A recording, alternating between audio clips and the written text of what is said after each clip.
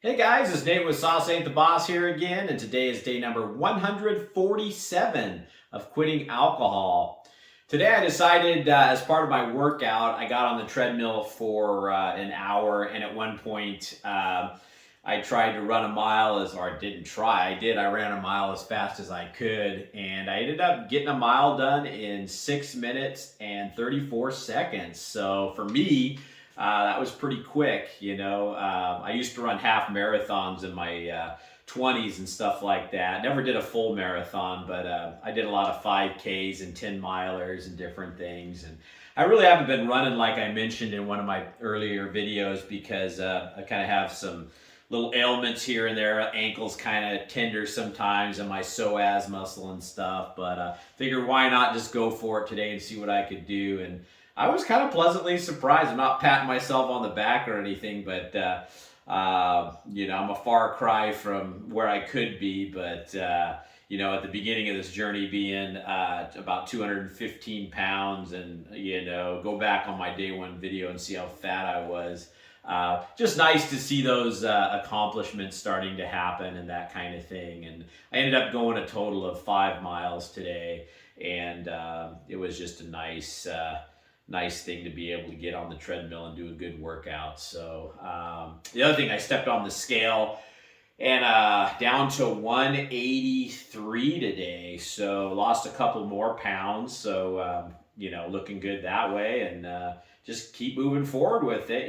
So it'll be 5 months here. Today's day 147. So 150 will mark 5 months of no alcohol. And I've lost over 30 pounds and, can run a mile in 6 minutes, 34 seconds. So a far improvement from where I was. Today I wanted to talk about, with Christmas coming up, it could be a difficult time because, maybe you're going over to family and friends' houses where there's going to be alcohol, and it could be a trigger and a craving type situation.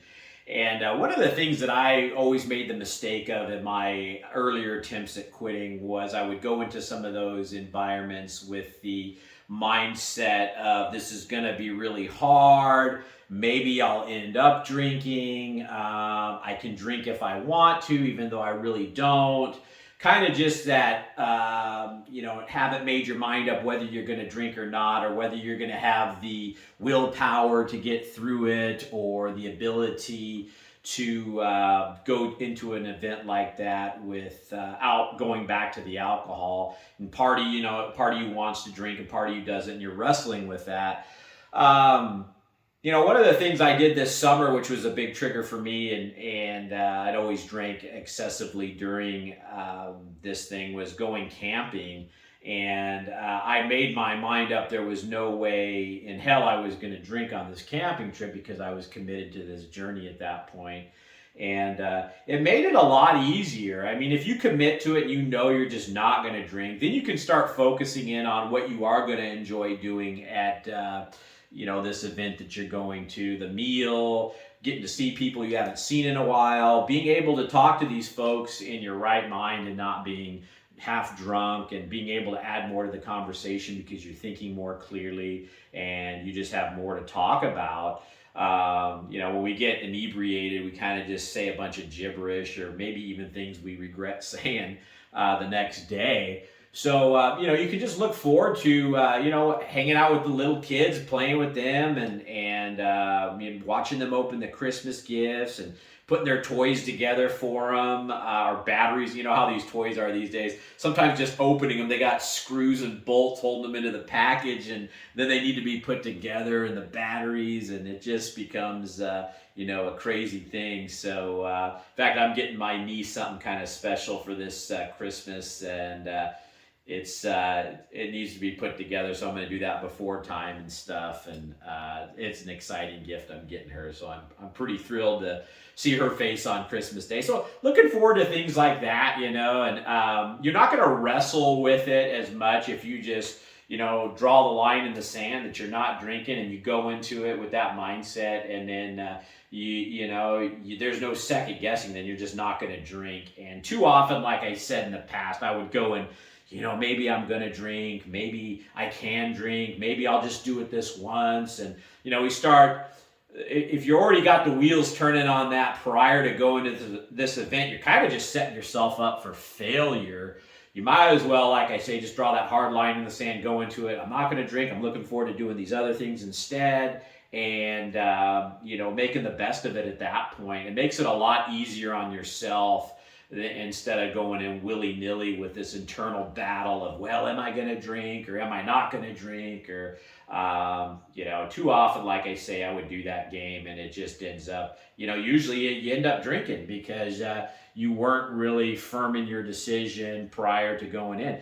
And for a lot of us, if you're in a situation where this journey's become life and death for you and you just can't drink and you're just going to be too tempted, it might be best for your own mental well-being, physical well-being, to just avoid certain people and certain events during the holiday season if it's going to bring you down and take you back to a place that's dangerous.